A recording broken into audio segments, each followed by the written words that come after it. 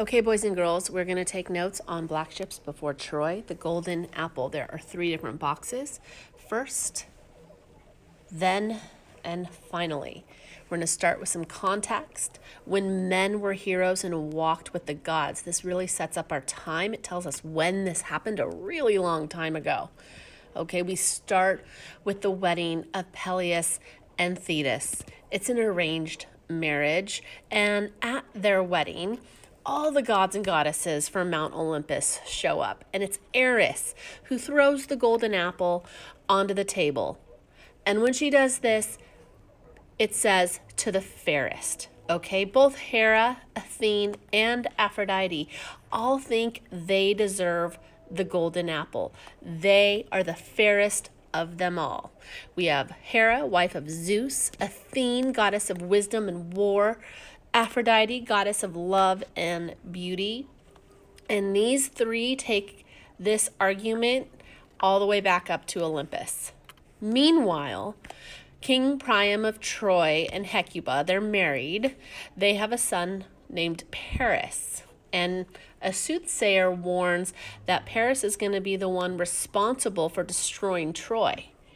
Paris survives. He meets Onini, a wood nymph with the power and ability to heal mortal men.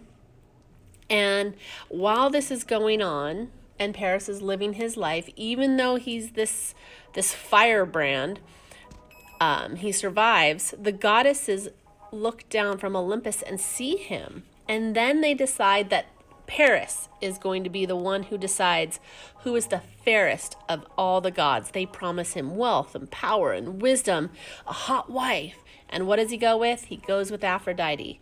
Aphrodite says, "You'll get a hot wife." That's what Paris wants.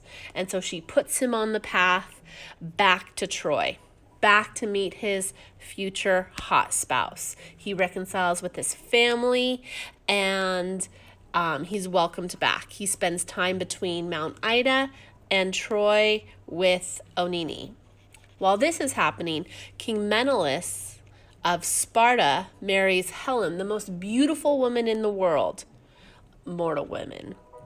And they have an arranged marriage. And word gets out about how beautiful and amazing Helen really is. Okay, Aphrodite knew this was going to happen. This is just typical gods intervening. Paris decides that he has to meet this woman. He has to check out Helen to see if she really is as pretty as everyone says. He leaves Onini and he goes to Sparta. And he sees Helen, and it's love at first sight. And then finally, Menelaus welcomes Paris, not knowing that Paris really wants to meet his wife. Okay, he feeds him, entertains him, takes him on adventures. And one adventure Paris skips out on, and he makes his move on Helen. He convinces her to come back to Troy with him. Okay, and this is going to cause a lot of heartbreak. King Menelaus is brokenhearted. Onini is brokenhearted. And this is the start of our story, the exposition, the introduction of characters, conflict, and setting.